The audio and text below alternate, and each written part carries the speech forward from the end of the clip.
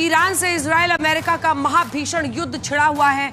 पश्चिम Asia के लगभग सभी देश, मध्य पूर्व के अगर आप देखिए तो इसके चपेट में आ चुके हैं। इस युद्ध पर नजर बनाए रखना भारत की नीति और कूटनीति दोनों के लिए बहुत जरूरी है। लेकिन क्या आयतुल्लाह अली खamenei की मौत के बहाने कूटनीति को राजनीति के तराजू से तोलने की कोशिशें हो रही है भारत के अंदर?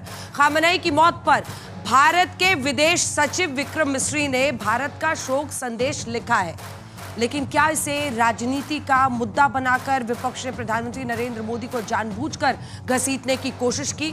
कोई और नहीं, खुद सोनिया गांधी ने एक लेख लिखा और सीधे कहा कि खamenei की मौत पर मोदी की चुप्पी ठीक नहीं। क्या ईरान के रणनीतिक मसले को हिंदू मुसलमान का सवाल बनाने की कोशिश देश में हो रही है? और इसीलिए आज हल्ला बोल में हम सवाल उठा रहे हैं कि जब ईरान इजराइल में बमबारी, तो भारत में क्यों रोना धोना जारी? ईरान जल रहा है, आसमान से बरसती आग, जमीन पर बिछा बारूद और दुनिया के नक्शे पर लहूलुहान ईरान। आज महायुद्ध का 8वां दिन है और जंग अब कयामत की दहलीज पर पहुंच चुकी है। ईरान पर आज की रात भारी है। अमेरिका सबसे खतरनाक बमबारी की तैयारी में है। Once again calling on all members of the Iranian Revolutionary Guard, the military and the police to lay down their arms. They're only going to be killed. And now is the time to stand up for the Iranian people and help take back your country. You're going to have a chance after all these years to take back your country. Accept immunity. We'll give you immunity. And we'll be giving you really the right side of history, because that's what it is. So you'll be perfectly safe with total immunity, or you'll face absolutely guaranteed death. And I don't want to see that. They don't want to see it either.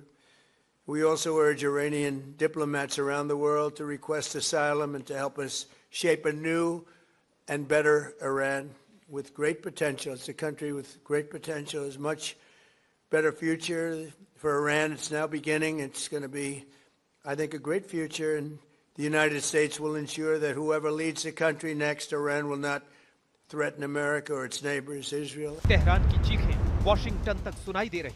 अमेरिकी राष्ट्रपति Donald Trump का ultimatum साफ है। America ने साफ कर दिया है कि जब तक ईरान बिना शर्त घुटने नहीं टेकता, बमबारी नहीं रुकेगी। इजराइल के 80 लड़ाकू विमान ने तेहरान के सीने को छलनी कर दिया। आयरन डोम के बाद डेविड स्लिंग ने ईरान की मिसाइलों को खिलौना बना दिया है। तेहरान का मेहराबाद एयरपोर्ट अब सिर्फ मलबे का ढेर है। अमेरिका के B-2 स्टेल्थ बॉम्बर ने ईरान की जमीन पर इतना बारूद गिराया है कि सूरज की रोशनी धुंधली हो गई है।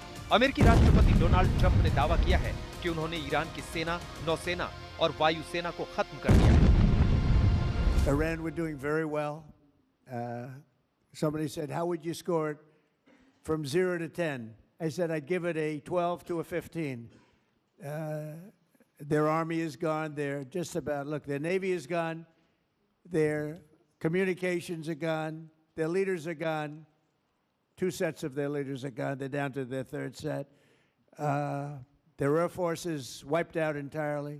The situation with a very bad and very sick group of leaders who were killing a lot of people. A lot of our people were being killed. They were being maimed. They were being destroyed with their bombs all over the place, planted in roads, and we call them the roadside bombs.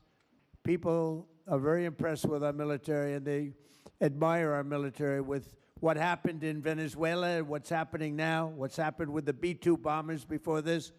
I think we're right now we're a country that's more respected than we've ever been respected before. America को Iran भी करारा जवाब दे रहा है। Middle east में America के base को Iran निशाना बना रहा है। ईरान ने सुसाइड ड्रोन से पूरे मिडिल ईस्ट को दहलाया हुआ है। बहरीन, सऊदी और दुबई कोई सुरक्षित नहीं।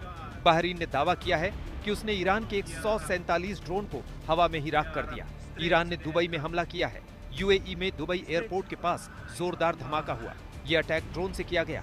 हालांकि दुबई के अधिकारियों का कहना है कि इंटरसेप्शन के बाद मलबा गिरने से एक छोटी सी घटना पर सफलतापूर्वक काबू कर लिया गया है। इस बीच ईरान ने एक बड़ा और चौंकाने वाला कूटनीतिक बयान दिया है। ईरान के राष्ट्रपति मसूद पेजेशकियान ने राष्ट्र के नाम संबोधन में पड़ोसी देशों से माफी मांगते हुए कहा कि ईरान ने पड़ोसी देशों पर हमले रोकने का निर्णय लिया है। इस जंग ने सिर्फ खून बहाया है। ईरान से लेबनान तक तबाही ही तबाही है। अब तक ईरान में 1300 से ज्यादा और लेबनान में 200 से अधिक लोग मारे जा चुके हैं। युद्ध में 6 अमेरिकी सैनिकों की भी जान गई है। लाशों के ढेर पर बैठी ये दुनिया अब किस मोड़ पर जाएगी? मध्य पूर्व की इस जंग का आखिर क्या होगा? आज तक ब्यूरो।